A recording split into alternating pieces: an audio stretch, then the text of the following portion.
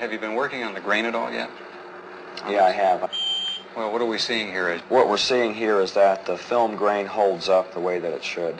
In the pixel distortion test, it appears to me and to the computer that this object was photographed in the same original piece of film at the same time that the background was photographed. In other words, no overlay.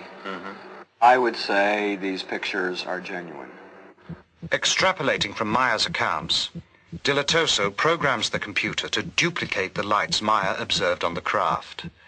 At the moment, he has no explanation for their apparent rotation.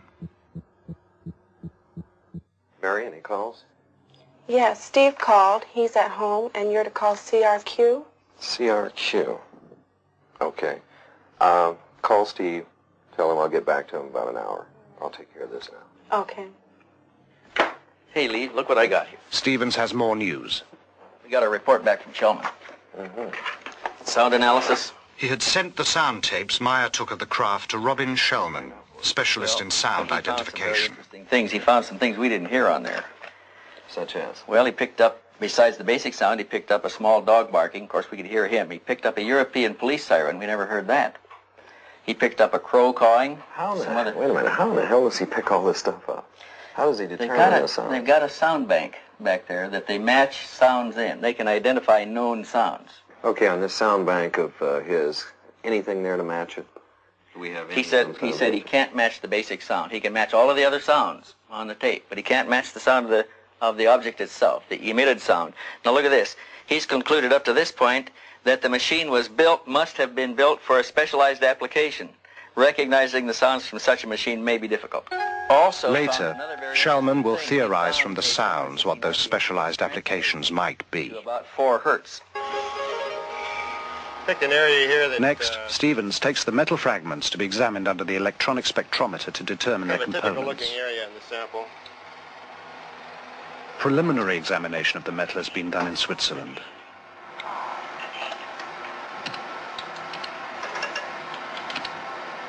And we've got little marker bars here that we can line up on each peak as they come up. This one indicates we have silver there. Over here, let's see. We got some copper, small amount of copper. It looks like about all that's in here at the moment. The big band here is silver, though. The big one is silver. Later analysis of other fragments also reveals small amounts of thulium, a rare earth element that is difficult and costly to extract here. This is one of the... Because of the unusual nature of the findings, the fragments are given to chemist Marcel Vogel, an expert in crystalline structures and inventor of many substances used in computer components. The first specimen I looked at is a metal specimen, which I classified as F1. This is the appearance that it looked at, rather golden colored on one side, silvery colored here. We find that, in truth, it is silver and a small amount of copper. We look at it here, this same area here, under polarized light. What is unusual of this small specimen is both highly crystalline nature, and suddenly we come to a metal section as we see here, and it showed a combination of metals that I've not encountered in any normal bit of metallurgy, both crystalline deposits and metal. Now, we, with any technology that I know of, could not achieve this on this Earth plane. I could not explain the type of material that I have and its discreteness by any known combination of materials. I could not put it together myself as a scientist. It's also a challenge because I showed it to one of my friends who was a metallurgist, and he shook his head. He said, I don't see how it can be put together. And we find that in this area there is evidence of machining, that there are striations which look like the sample has been worked mechanically. It doesn't look like anything that we've made here. At this moment, I would feel very much inclined to accept what was given to me as being true. Always security conscious, the investigators hold key discussions outdoors to prevent eavesdropping. As the work piles up, they meet to assess progress and problems. And that is, we've got a company back here and an intercept clientele, a pretty heavy clientele. What are they going to be thinking about these hard-nosed investigators running around chasing flying saucers? Tom, it's an investigation, and it's a good investigation. No matter whether you're doing a murder one investigation or industrial espionage, you still have the basic criteria that you follow, investigative procedures. And I think if we maintain those type of procedures, I think we can control this situation. There's one thing that we haven't thought about. Eventually, somebody is going to come to us and say, have you ever tested these people? Have you ever tried to find out if they're lying? Have you used psychological stress evaluation? Have you used lie detection? Yeah. Will Billy go for that? Oh, sure. I think Billy will go for it. He's been open with us all the way through. I don't think he'll stop at this point. Well, Steve, we've got another problem. We've put a lot of time and effort into this case already. We don't know when it's going to terminate. Well, I want you along. I want to do a real investigation on this, and I want real investigators. Well, what do you guys think? I think we should go for it. Okay, let's hope he's for real. Look, physicists say they're all hoaxes. I've been at this for 20 years.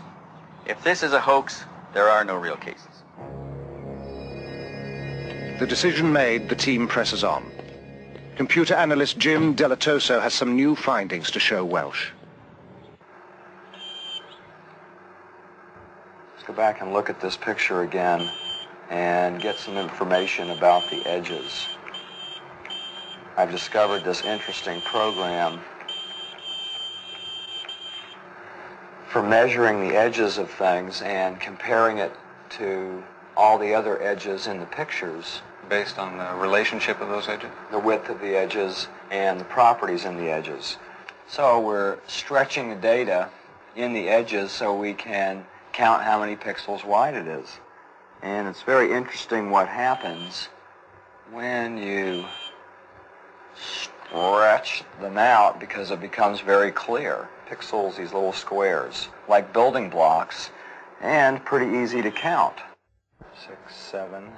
So this one ranges from 5 to 7 pixels wide, this edge. So we have our range here is from 6 to 8.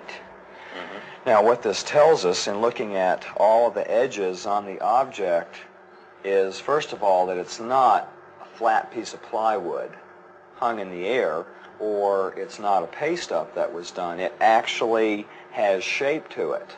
And in this case, a very wide range, which has to do with focus. Some of the object is more in focus than other parts of the object, which tells me right off at that point that we're dealing with something of size to it. With all the data they have amassed, the investigators have also come up with a lot of new questions. While they debate the necessity for another trip to Switzerland, a sudden crisis jolts them into a decision. There has been a phone call from Meier. Halfway between Phoenix, where the intercept offices are located, and Tucson, where Stevens lives, a spire of rock rises out of the desert floor. Part of the rim of a long-extinct volcano, Picacho Peak is noted locally as the site where the last battle of the Civil War was fought. It is here that Lee Elders and Stevens meet when necessary, again, far from curious ears.